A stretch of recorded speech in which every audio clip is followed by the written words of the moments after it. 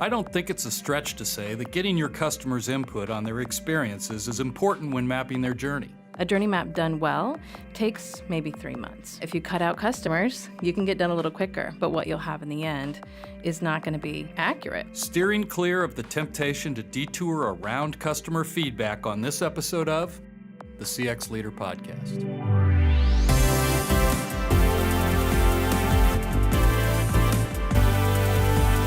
The CX Leader Podcast with Steve Walker is produced by Walker, a business consulting firm that helps our clients unlock the potential of their customer experiences by placing the customer at the heart of all their business decisions. You can find out more at walkerinfo.com. Hello, I'm Steve Walker, Chairman and CEO of Walker Information, and also the host of the CX Leader Podcast, where CX leaders like you come to get all the great information that you need to make sure that your company experiences all the benefits of having a great CX, and it helps your customers and prospects want to do more business with your company. So your company has started the process of creating your journey map, that handy business tool that allows you to see the path and moments of truth for your customers. But a journey mapping project can be quite an undertaking and could get expensive. It's tempting to want to wrap it up too soon and move on to other projects, so you decide to skip out on those time-consuming surveys or focus groups and complete the map with little or no input from your customer. That's a detour you should definitely try to avoid, and that's the topic for our episode today. With me in studio is Krista Roseberry, a Vice President and Certified Customer Experience Professional here at Walker. Krista's been on the program several times. Thanks for being here again, Krista. Thanks for having me. Nice to have you. And then joining us via Zoom is our client, Tracy DeCarlo, who's the Director of Performance Management and Client and Member Services at ELAP Services. Welcome to the CX Leader Podcast, Tracy. Thanks, Steve. Thanks for having me. Just for the benefit of our listeners, why don't you just give us a brief background on yourself and also just tell them a little bit about ELAP Services? Sure. So I'm the Director of Performance Management at ELAP. And what I'm really responsible for is a lot of our performance reporting and trending and ensuring that we're satisfying our internal and external clients. ELAP, our mission is really, we help self-insured employers to greatly reduce their healthcare expenses, providing certain services so that they can reinvest that money within their own company. So really dealing with employers and their employees as they navigate a pretty difficult healthcare landscape that we have currently right now in the country. Yeah, thank you. Before I met you and your company, I really wasn't aware of ELAP Services, but now that we've done some work with you, it's a fascinating business, and I encourage any of our listeners out there, particularly those that own their own business, to check out your website, because this area of navigating the world of healthcare and health insurance and fitting that into the way that your employees engage with your organization is really a critical part of what you do. Absolutely. It's really important, and we're very committed to this mission and feel like, we make a difference. So thanks for that, Steve. Well, we're here today to talk about journey mapping, and I know that's something that you two have engaged in recently, so you have a real good recent example of how these things ought to work, and I think it's a very good example. But our whole theme of this series, and this is part 2 of a 3-part series on quote-unquote the detours that your journey map can run you into if you don't do it correctly. So actually failing to include customers in a customer journey mapping to me seems, it's almost like an oxymoron. Krista, how can this happen? How can a company put together a customer journey map and fail to get customer input? I know, it does seem so silly, and it's surprising that it's as common as it is. I think it happens for a couple of main reasons, and you hit on one of them earlier. One, I think people just overestimate how easy it will be to put themselves in their customer's shoes. They think they can put their customer hat on and keep that on for the course of developing the map, and that's really so much harder than it would seem. And that's an experience we've had many, many times. But also, I think it just comes down to time.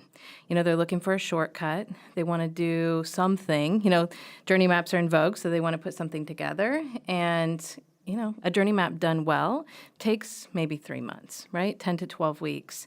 If you cut out customers, you can get done a little quicker, but what you'll have in the end is not going to be accurate oftentimes. So let's say that we actually do follow through, and I can't believe that any of our listeners would actually skip this step, but let's say that you do. What actually happens? What's the outcome or the downside that they hit? So I think, for one, kind of speaking from the perspective of a facilitator of Journey Map sessions, when you're speaking with your internal teams and trying to kind of fill out the first draft of the journey map, it's really important for the facilitator to have their head on the customer.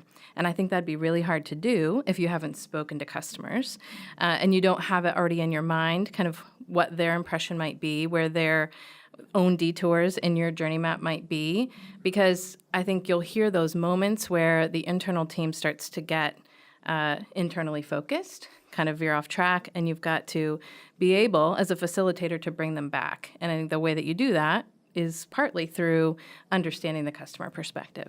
So, Tracy, you just recently worked with Krista and our team on putting together 2 comprehensive journey maps at ELAP.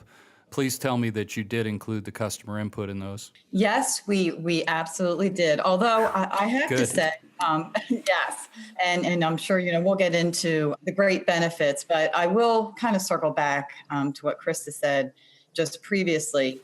I have to be honest, there were some moments that I think that if we didn't have the very great direction coming from Walker with reinforcing the value of this, that it would have been easy to maybe try to maybe not completely go without doing it, but certainly reduce the scope. You're doing the journey mapping for a reason, right? You want to have as quick a turnaround time on some action plans to improve your clients, for our purposes, are the employer and employees experience. So we were very motivated after the journey mapping to kind of just jump to that next step. And there's definite risks to doing that. One of them being you don't want to have those action plans, and you don't want to have that journey map to be inaccurate.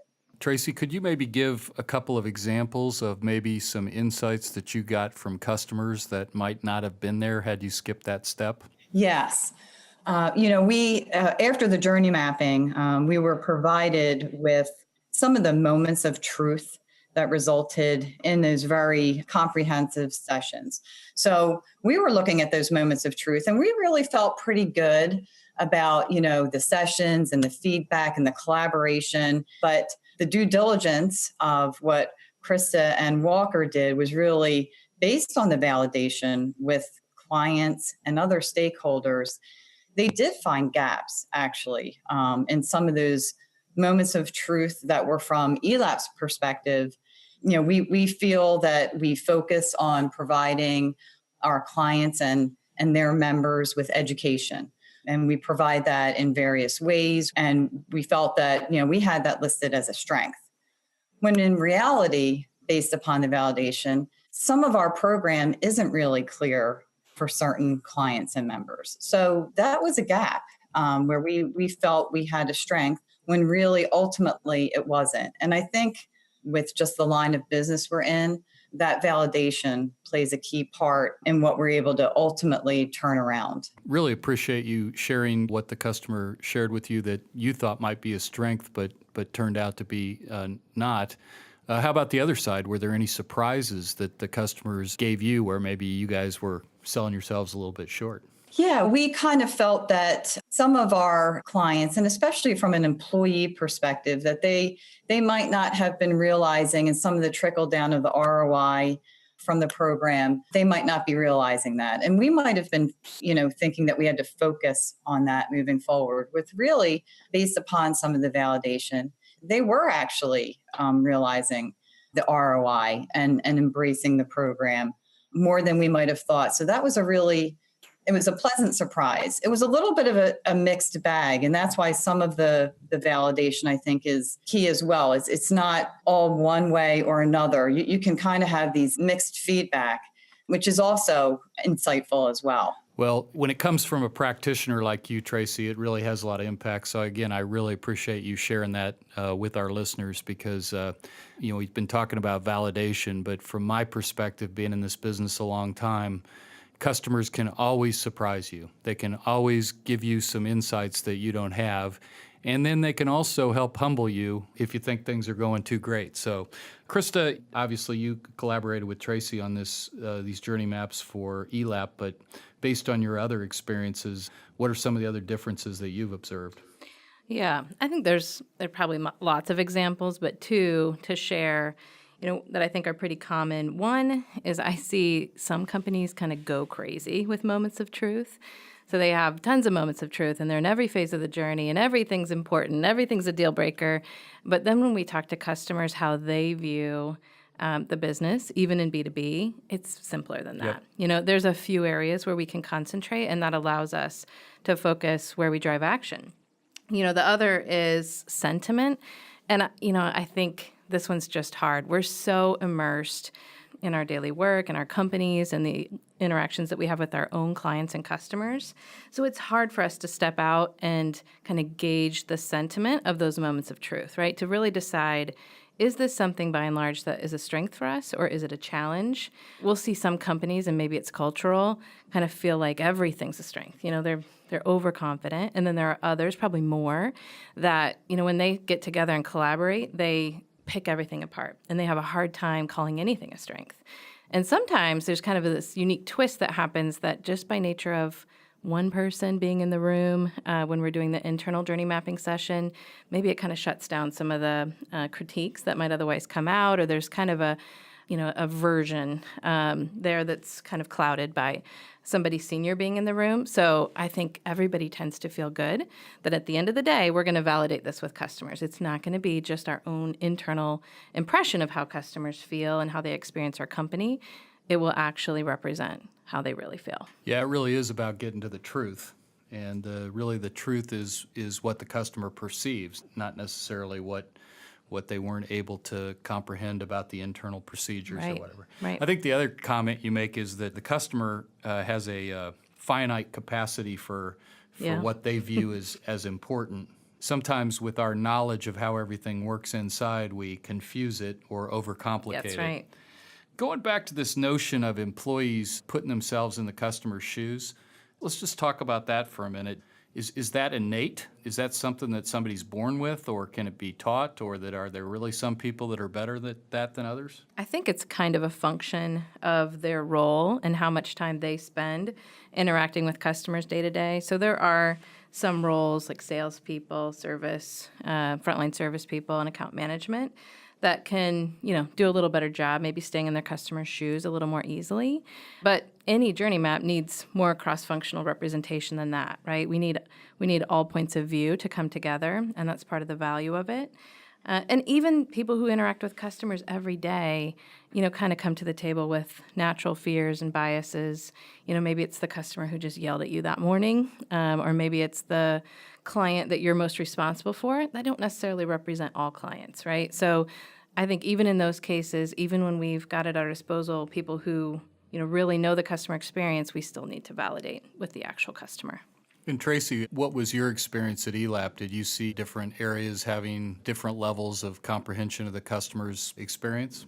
Yes, I absolutely. It was really a great learning experience just watching how this kind of unfolded in the journey mapping sessions. I will say that we had a tendency to jump to solutioning quite often.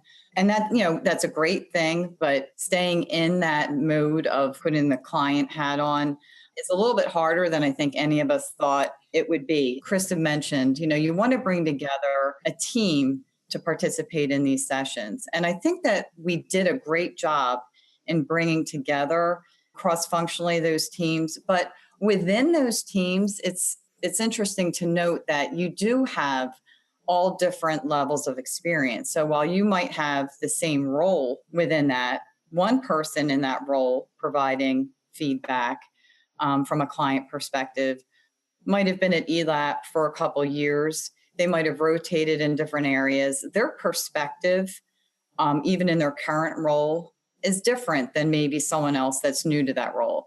And all those different perspectives are great, but at the end of the day, you still have to net out what that is from a client and customer perspective. just some of those nuances and biases that we don't really know we have. We think that, we know our product, so we know how someone feels. And maybe that's a little bit of overconfidence. So again, without that validation, I think we might veer off of what is the reality. Yeah, and I think you touched on one of the things that I've seen, and one of the benefits of a journey mapping exercise is just the team building that occurs and the comprehension of more people's perspective on a broader view of the business as seen from the customer's eyes. Krista, what are other options if you really can't take the time to do it exactly right, but you still want to get some customer feedback? Are there some other ways you can incorporate that? Yeah, that hurts, Steve, that not take time to do it. But yes. So, I think the ideal. Maybe we call it do it light. Okay. All right. Well, the ideal, I think, is talk to some customers, right? In depth, guided. Even if you can't talk to as many as you'd like to, just get a sense for it. I think there's value in that. But let's say there's a deadline at hand. I think something that can help, and it helped us in the case of ELAP, is to go through the existing data, mine through it, right? That can be done in a couple of days. Read a bunch of comments, right? Understand the key drivers, and just kind of bring that forward at a minimum. I think there are other vehicles, and I know we've got an ebook out on our website that kind of lists some options so that we can think a little more creatively, because it's not always just one way. Tracy, one of our tenets of our program is we try to give some take-home value in every podcast, but if I'm a person in your position in another company and I'm a CX practitioner and I'm trying to get my organization to embrace a journey mapping exercise, what are the quick tips that you would give to your peers? I would have to say that we've seen some downstream benefits as well that I don't think we really realized that we would see based upon the validation and the journey mapping. And it's really interesting to see the legs that the journey mapping sessions have had. We did these months ago, back in November, and we're still referring back to the journey mapping sessions. Many of our team members have the posters in their cubicles, often referring to a lot of the feedbacks, the moments of truth, the validation we still are looking at and referring to as we are now ready to execute on some of the action plans and recommendations. And it really, I think, fosters a confidence in our executive team as well, that we are definitely on the right direction with improving our client experience. So we're actually incorporating the journey mapping sessions as part of our new team member onboarding. Just the ongoing benefits just continue to happen. That's a great example. Krista, what would be your parting words or thoughts for our take-home value portion of the program? Yeah, Tracy's done such a good job. Didn't leave me with much room. But here's one really specific thing that I think would be valuable. So let's say you do the internal workshop and you do the validation stage, as we've talked so much about today. I would encourage you to spend the time to actually draw out the disconnects, right? You're going to see them as you're pulling together the map. But I think actually laying that out and sharing that with a leadership team can be powerful, because in any type of CX projects, one of the main traps we fall into is, yeah, I knew that. There's no surprises here. I knew that. So if you can be armed with, well, here's what you knew, and here's kind of how it evolved or how it was different in the eyes of your customers, I think you're ready for that question, and that'll go over well. My guests today have been Tracy DeCarlo. She's the Director of Performance Management, Client and Member Services at ELAP Services, and Krista Roseberry, who's Vice President here at Walker. Thank you both for being on the CX Leader podcast today and sharing your wisdom about one of the detours that we find people miss on their journey mapping exercises, and that's deciding to exclude the customer from that process.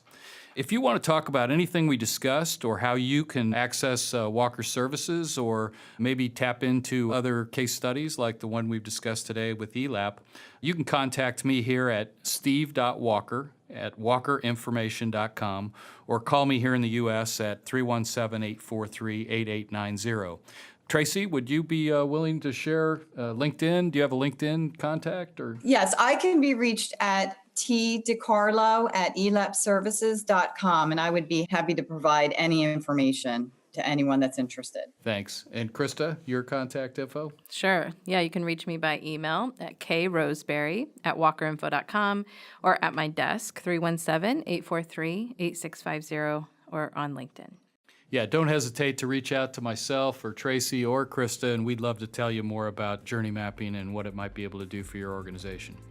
And as Krista referenced, if you want to learn more about the potential detours you should avoid when creating your journey maps, we have a free ebook available to download. It's called When Journey Maps Don't Go the Distance, 3 Detours to Avoid.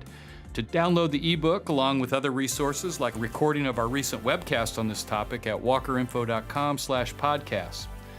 Thanks for listening to the CX Leader Podcast, which is a production of Walker. We are a business consulting firm that can help you make customer experience your biggest competitive advantage. Find out more at walkerinfo.com. Thanks for listening to this episode of the CX Leader Podcast, and we look forward to seeing you next time.